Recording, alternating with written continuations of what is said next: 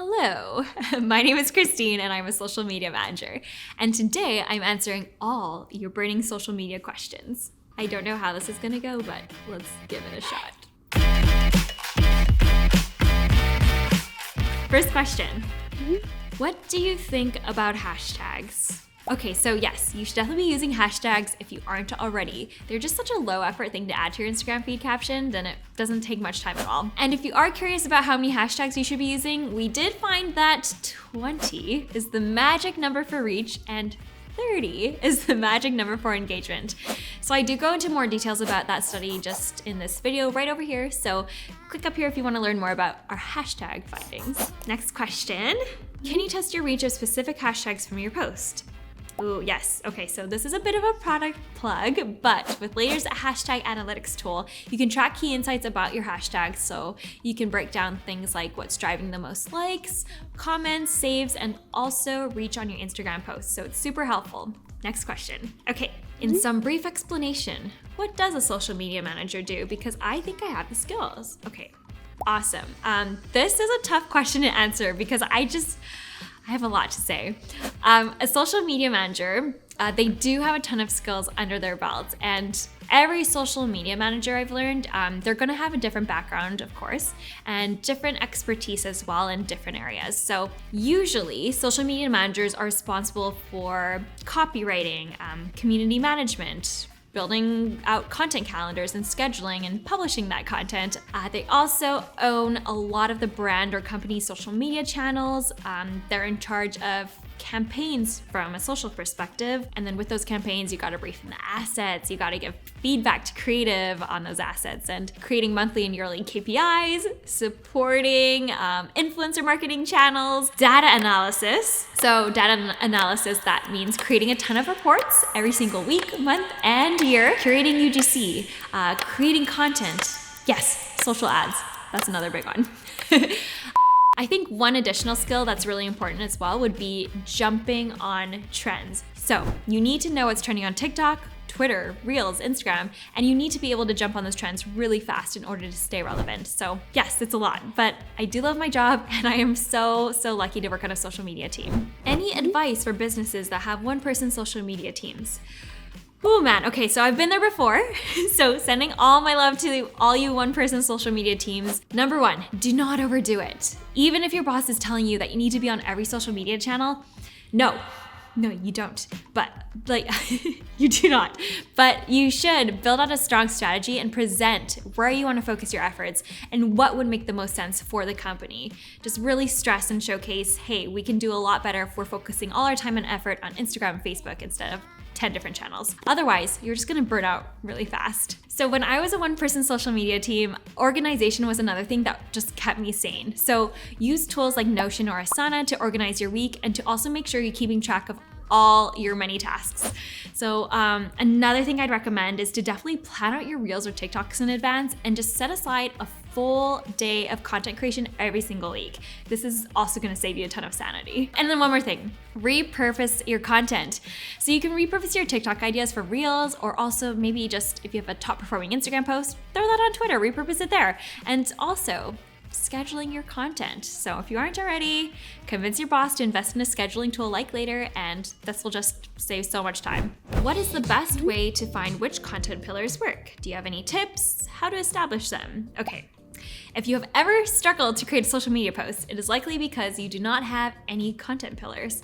So if you're wondering what content pillars are, they're 3 to 5 topics your brand will consistently discuss, you'll amplify and create content for on social media. So if you do want to find out which content pillars are working for you, all you need to do is look at your analytics. Just try to make note of high-performing social media posts, the captions that were used, the visuals you used, and also any hashtags that were added. If you do want a little bit more information on content pillars, we do have a full blog post about how to use them on our blog. So I'll link that over here and in the description.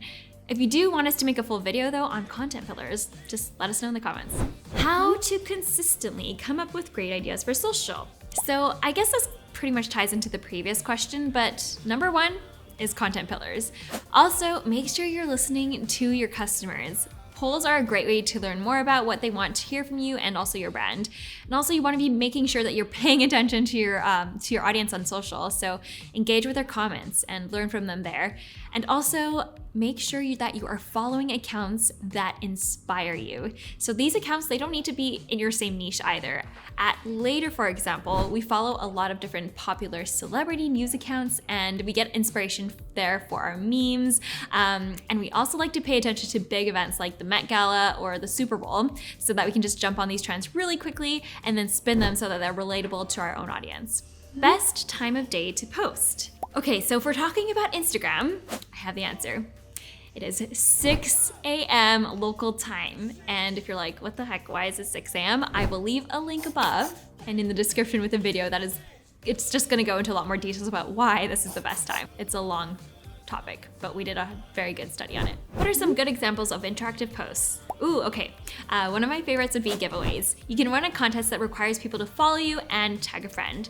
Or another way you could kind of make this a little bit more new is to try a collaboration Instagram post giveaway with another brand or influencer and make sure that they have a separate target audience than you so you can just get a lot more followers that way. A few other ideas would be quizzes on Instagram stories. Those are always good. And maybe polls.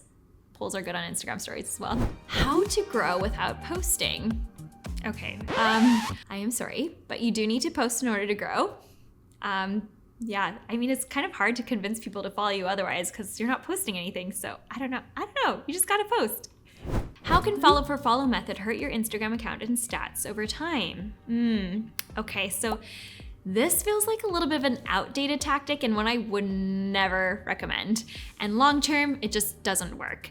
So the people who follow you and in this follow for follow tactic, they're just not interested in your content, which means they aren't going to engage with your posts. So chances are they're just gonna unfollow you a week later. And yeah, just spend your time. You'd be writing follow for follow with it actually engaging with your audience and engaging with accounts that you think will actually resonate with you or your brand. How do you plan or create reels for your clients? Okay, so at Later, we actually don't manage client accounts, but we are a social media scheduling tool. However, our social team, we do create a ton of reels every single week. And with reels, you may need to get your client on board with actually helping you film the content at first. Maybe they're scared to be on camera, but you can just convince them that it can be really simple. So it can be behind the scenes content. You can try packaging orders, maybe a product tutorial or an announcement. If they aren't 100% on board with creating reels content, that's totally fine. Another suggestion would be to work with influencers or people who are already talking about your client's brand to create content for you. So that just makes things easier for both you and your client. So once your client is on board, I would suggest creating a monthly reels calendar that breaks down just general ideas of what you want to film that month. And then as the date comes a bit closer to film the reels, you should do some extra research on what's trending in terms of sounds that week so that you can jump on the trend. Then in terms of approval, at Later, what we do is we edit our reels directly in Instagram, and then we will download the reel, save it as a draft, and then we'll ask for feedback. So you can do this exact same thing for your client before you post live. Last question. Okay, what is the secret to getting more engagement? This is a question we hear a lot, definitely, from our audience at Later. And I wouldn't say there's one secret. I wish there was, but no, there's multiple tactics you can test out that will drive more engagement to your page and also encourage growth. So some ideas. You can collaborate on Instagram Reels. Maybe you can try creating and sharing relatable memes, and also maybe share valuable information in carousel posts. We do that quite a bit at Later. We also do have a video that goes into a little bit more detail about different engagement tactics you can try out. So I will just leave that up here and in the description. Oh my gosh, okay, so we made it. We're done. Thank you for your questions. That was actually a lot of fun. If you want more content like this, just make sure to subscribe below and we'll see you later. Thanks. Peace out.